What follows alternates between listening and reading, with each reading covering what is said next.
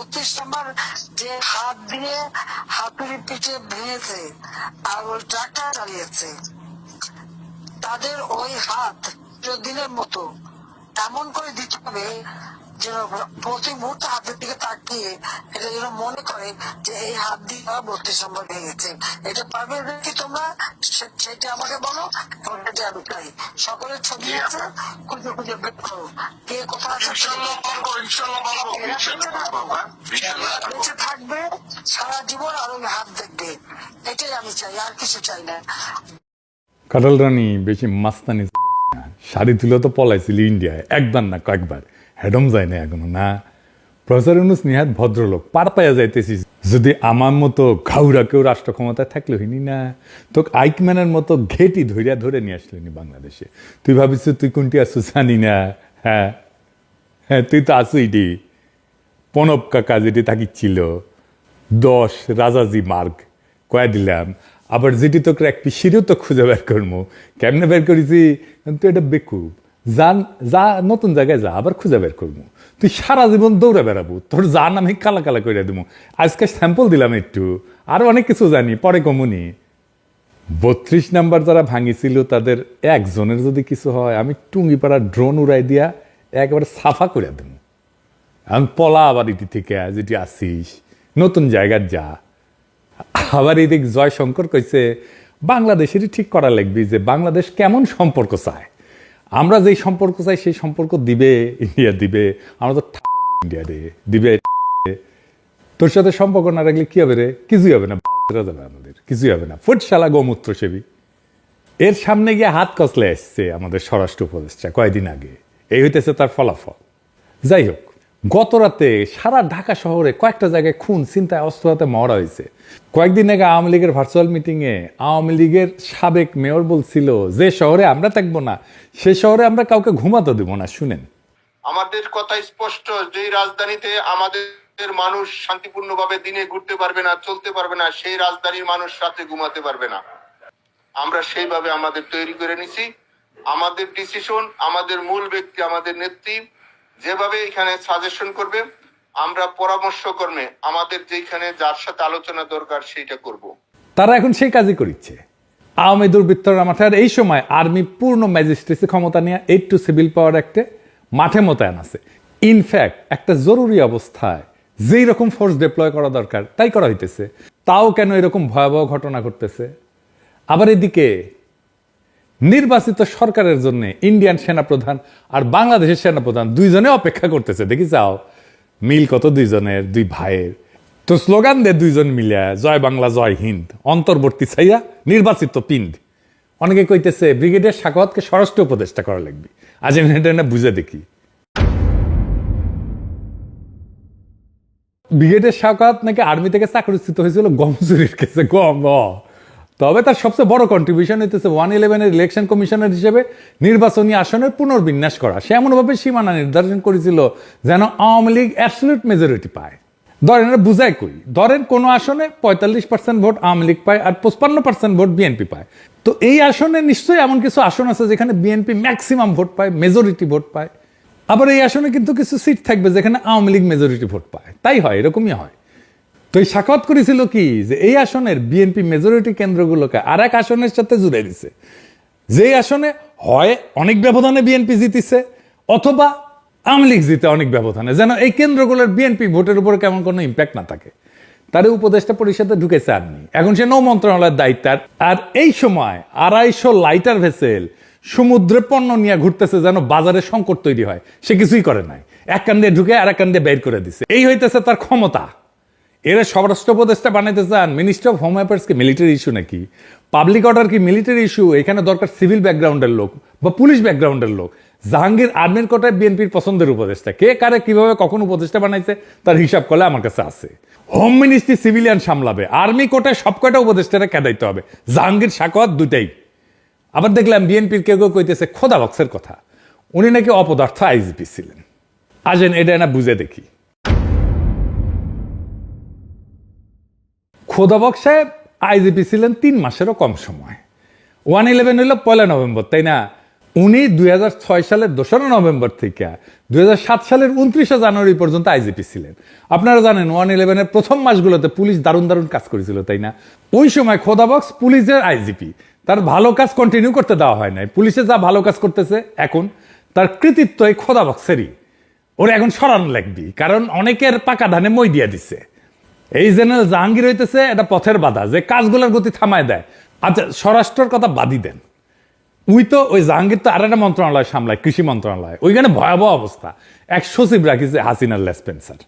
দেখেন ওরে নিয়ে বিক্ষোভ হয়, দেখেছেন? হামলাদের কারণে এই লিস্টটা এখন পর্যন্ত ঠিকভাবে করা হয়নি, এবং কি আপনারা দেখেন যে হামলারা এখন পর্যন্ত পদবঞ্চিত আছে, পদবঞ্চিত ছিল, তাদের লিস্ট মিনিটেই করে ফেলছে এবং তাদেরকে ঠিক জায়গায় বসানো হয়েছে, কিন্তু এখন পর্যন্ত আমাদের ভাইদের এই লিস্টটা তৈরি করা হয়নি। সার নিয়া কৃষক মহাবিপদে। দেখেন, আপনারা তো জানেন আমি ফার্মা ইন্ডাস্ট্রিতে কাজ করেছি। এই ইন্ডাস্ট্রিতে আমার ভাই ব্রাদার, কলিগ, সাবেক বস, বন্ধু সবাই আছে। তো আমার এক বন্ধু, সে আবার ব্যবসাও করে, এই ফার্মাসিউটিক্যালে সারের ব্যবসাও করে। আমারে কইল, দাদা ভয়াবহ সময় আসতেছে, সার নিয়ে বেড়াছাড়া অবস্থা করে দিচ্ছে। আমি বললাম, শুনমনি আপনার কথা টাইম কইরা। কিন্তু দেখেন জাহাঙ্গীর সাহেব যে শুধু স্বরাষ্ট্রতেই বেড়াছাড়া করেছে তা না, কৃষি তো বেড়াছাড়া করে রাখিছে। তো বেড়াছাড়া কেন করিচ্ছে জানেন? কারণ ওর পায়খানা কষা। দেখেছেন মুখের কি অবস্থা? কুতিচ্ছেন কেন ভাইজান? সবার সামনে ভাবে কোদ দিলে তো মুশকিল। যারা অপদার্থ জাহাঙ্গীরের ছাইরা খোদাবক্স আর ছাত্রদের পিছে লাগে, তাদের জিগান খোদাবক্স আর ছাত্ররা যদি স্বরাষ্ট্র মন্ত্রণালয় চালায়, তাহলে জাহাঙ্গীর আছে কেন? তুই তো এমনি চলে যাওয়া উচিত। আর কোন আক্কালে রিকমেন্ড করেছিল তারে বিএনপি? আর জাহাঙ্গীর সাহেব, আপনি যে হুশে নাই তার প্রমাণ রাত 3টায় সাংবাদিক সম্মেলন ডাকিছেন। আপনার বিন্দু মাত্র সেন্সিটিভিটি নাই। এত রাতে সাংবাদিকরা যাবে আপনার বাসায়? আপনি কি মহারাজা? যাই হোক, আপনি স্বরাষ্ট্র মন্ত্রী হিসেবে, স্বরাষ্ট্র উপদেষ্টা হিসেবে কি করবার পারলেননি সেটা কই শুনেন, মন দিয়া শুনেন। আপনি কোন জাহাঙ্গীর সাহেব, আপনি কয়টা থানায় ভিজিট করেছেন ফিজিক্যালি?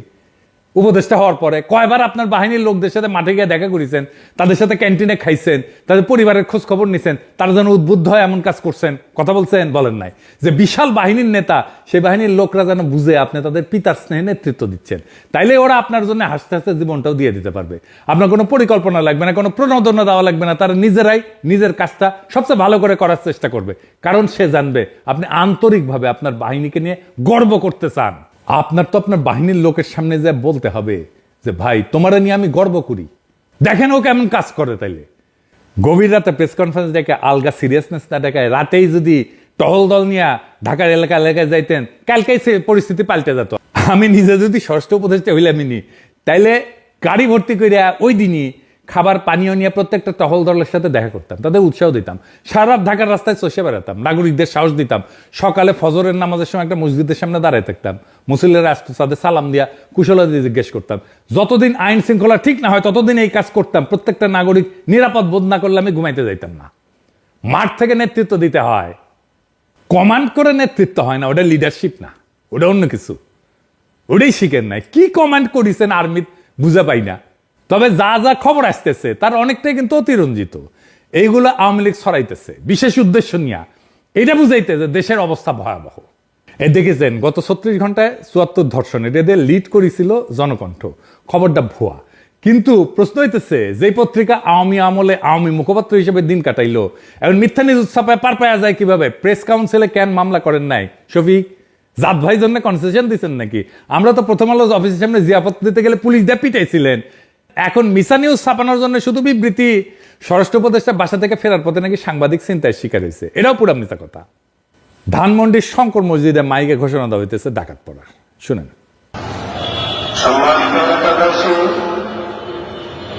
সকলকে দৃষ্টি আকর্ষণ করছি, সরকার আলিমুখের স্কুলের আশপাশে, স্কুলের গলিতে ছড়ি চাপাটি দিয়ে ডাকাত দল ঢুকছে, ঘোরাফেরা করতেছে। আমরা সকলে সতর্ক থাকি। মাইকে ঘোষণা শুনে পালাইছে ওই ডাকাত। যারা ডাকাত বা কি করতে হয়েছিল, কিছু পোলাপান ছিল অস্ত্র হাতে। ঘটনা কি হয়েছিল পরে তাই শুনেন।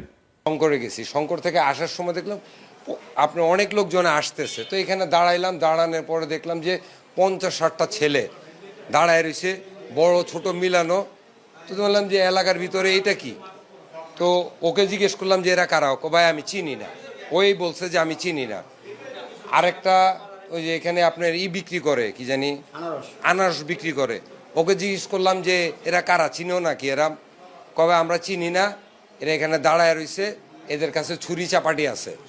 তো এখন আমি ভাই ভয়ের ভিতরে আছি, আমি কি ওইটার ভিতরে ঢুকবো কখনো? পরে আমরা আসছি, আসার পরে এলাকার মুরব্বীদের বললাম যে দেখেন এই ব্যাপার, কার কি ক্ষতি হয়ে যায় বলা যায় না, আপনারা কি করবেন? তো বলছে মাইকে অ্যালাউন্স করো। এখন কাকে ফোন দিব? আমাদের মসজিদের মাইকে অ্যালাউন্স করছে, এলাকার লোকজন বাইর হয়ে আসছে, ওরা চলে গেছে। তো আমি যখন মেসেজ দেখেছি সাথে সাথে পুলিশকে জানিয়েছি, র্যাব গেছে। কিন্তু ঢাকার একটা ঘটনা পুলিশ কেন প্যারিস থেকে জানবে?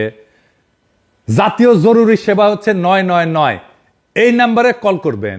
যেমন কোনো অপরাধ সংগঠন, দুর্ঘটনা, অগ্নিকাণ্ড, তাৎক্ষণিক সহায়তার জন্য 999 নম্বরে কল করবেন। 24 ঘন্টা আপনারা কল শুনবে, এটা রেকর্ড হয়। আর আপনার নিকটস্থ থানার ওসির নাম্বারটা রাখবেন, ওদেরকে থানার ফোন নাম্বারটা রাখবেন, ওইখানে জানাবেন। তবে ওসির নাম্বার আছে জন্য আপনার বাসার মুরগি হারাইছে জন্য আপনি ওসির ফোন দিবেন, সেটা আবার কইরেন না।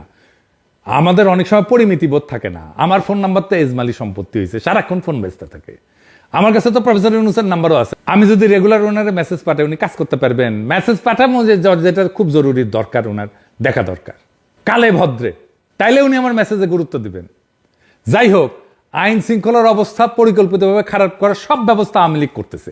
শুধু কি আওয়ামী লীগ, আমাদের সুশীলদের প্রিয় মাহমুদুর রহমান মান্না, তার দল নাগরিক ঐক্য ঢুকেছে, আওয়ামী লীগারা। তারা বগুড়া শিবগঞ্জে যুবদলের নেতার বাসায় ককটেল হামলা করেছে। আমি কুচি কলে যে এই নাগরিক ঐক্য সাজা আওয়ামী লীগের হাড্ডি গুড়া গুড়া করে দিবেন, খালি কনফার্ম হবে না এগুলো আওয়ামী লীগ। সব গ্যাঞ্জামের পিছিয়ে আপনি আওয়ামী লীগ পাবেন। আগস্ট মাসে ডাকাতি করার জন্য আওয়ামী লীগ লোক ভাড়া করেছিল না, ভুলে গেছেন? দেখেন, পাড়ায় পাড়ায় আবার আগস্টের মতো পাহারা বসানো যায় কিনা ভাইবা দেখবেন।